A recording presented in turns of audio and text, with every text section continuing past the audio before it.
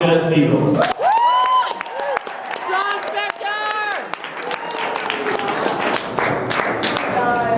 Hey everybody,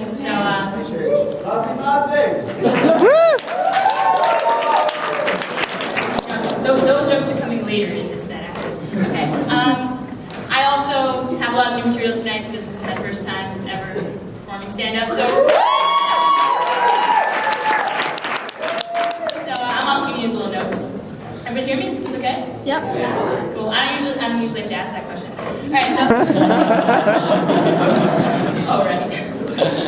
Hey everybody, my name is Malka Sigal, and let me tell you a little bit about myself. I am, yes, a sophomore at Stern College, and I was in MMY last year, and I'm looking for that. There were more boys cheering for that than girls. But I am looking for that special someone that all Stern girls are looking for. That's right, I'm staying in Brookdale and I need a new roommate. No, I'm just kidding. My roommates and I get along really, really great, and we all really love each other. And we compliment each other. Like, I'm really messy, and Nomi likes to clean. And, okay. So, it is me, you're right. So we're very diverse. You know, Miriam is a Jewish education major, and Rifki is pre-med. That's super different at Stern. But we're actually really a perfect mix of Stern 8-towners. They went to Berea and Central and SKA, and I went to Hank. And the only way we could be more of a typical Stern combination is if I were a Base Yaakov rebel instead of a co-ed for me. But I'm actually not your typical Stern girl. You see, I am majoring in physics. Yeah, I get a weird reaction to that sometimes, though. Not everybody cheers. Sometimes they look at me and they say, "Physics? And you're at Stern? Are you sure you're not misspelling psych?"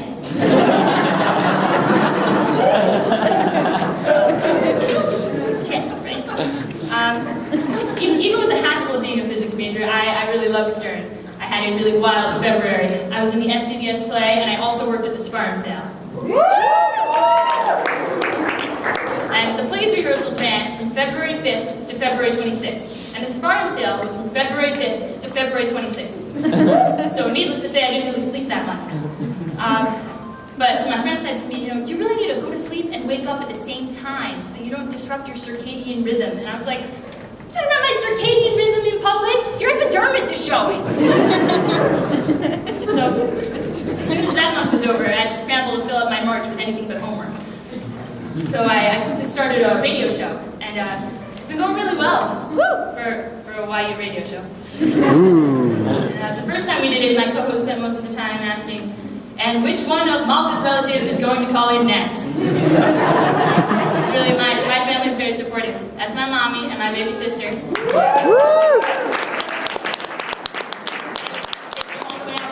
To hear my jokes and to take my laundry home. I mean, to take me home.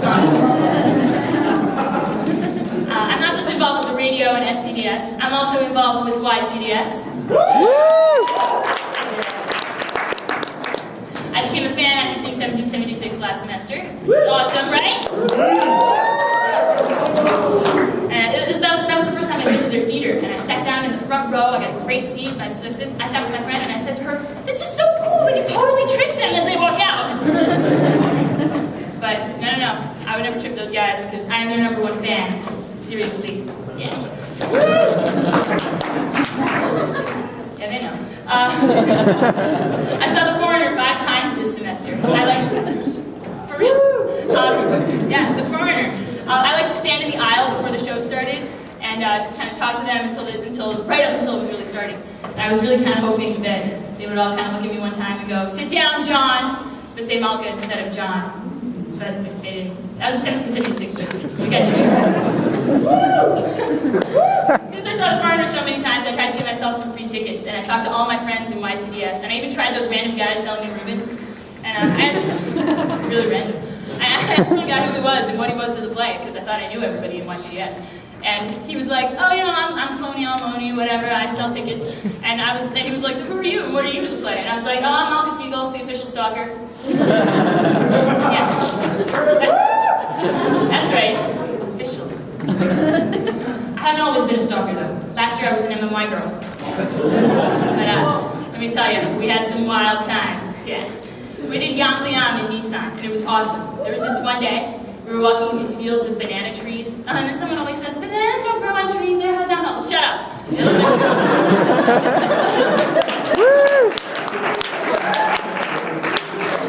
So anyways, we're walking through all these banana trees, and I look at our tour guide, Moshe, and I'm like, Moshe, can we eat any of these bananas? And he's like, if they're on the ground, they're hefker.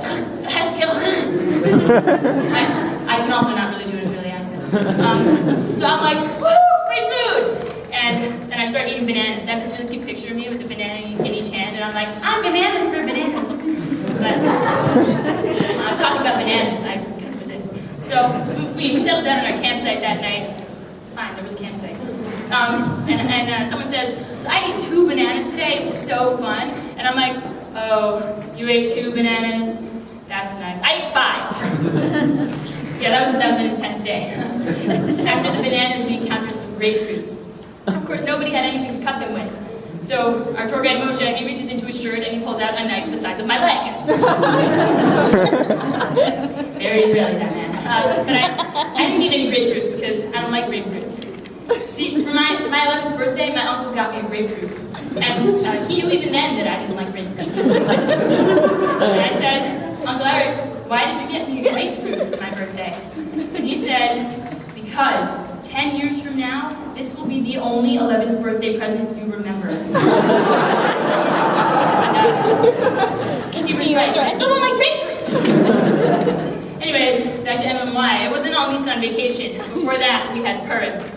Let me tell you, my Zira 05, we were wild on Purim night. We did shots. Grape juice shots. We were on such a sugar high. See, I don't drink wine, even on Purim. I only drink from my Arbacosos on Pesach. And I usually have a mixture of grape juice and wine for all of my cups. But for this year, I decided to be really outrageous and have all wine for my 3rd cup. You know, Malvasia, the really good stuff.